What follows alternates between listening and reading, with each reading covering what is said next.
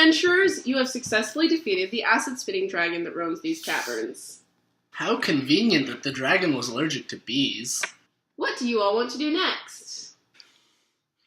Let's follow the river. Okay, so you all begin to make your way along the sloping banks of the river, deeper into the darkness.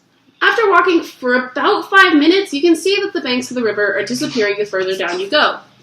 You all reach a point where you have to get into the water. What do you do? What about the acid? It's in the water. How far the acid spreads would depend on how fast the water is going, and how far it could have diffused in the last 5 minutes or so.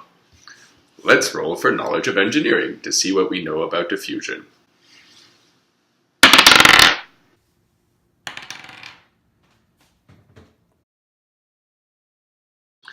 I rolled an 18. Well, diffusion is how much two fluids mix due to the natural movement of the particles. In this case, the flow of the river will speed the diffusion along. How quickly the acid diffuses depends on the volume of the two fluids as well as the temperature of the water. A lot of water may help to diffuse the acid.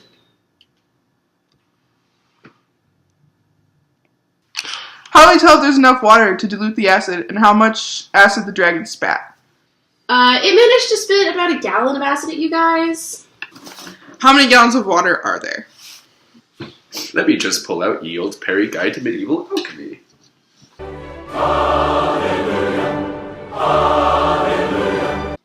According to Master Perry, draconic acid is dilute enough at about 1 to 1,000 gallons. It looks like that would make the draconic acid diffuse enough to be safe for us. We still need to make sure that the river isn't moving too fast for us to be able to walk in. How are you guys going to measure that? We could drop something that will float in the river and measure how fast it moves away from us.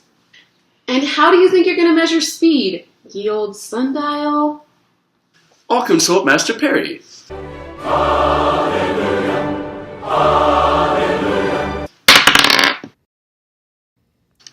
It says here that we can use a tube of pitot. It describes this as a small, transparent, angled tube. Where in the world can we get one of those? What about the dragon tooth? Could we use this flagon? I have a battle horn. How about this? An angled, transparent tube. A great pitot tube. So the water goes in here? No! That's where you're wrong. The water goes in here up until the marked level, depending on the speed. Oh, so the pitot tube converts the movement of the water to a height in the tube that stops when the pressure of the water equals the pressure in the top of the tube. Exactly. But what about the slope of the river? And where do we put it? Couldn't we put it anywhere? Well, the slope obviously won't matter. And we'll just put it where we can reach. Why don't you measure it?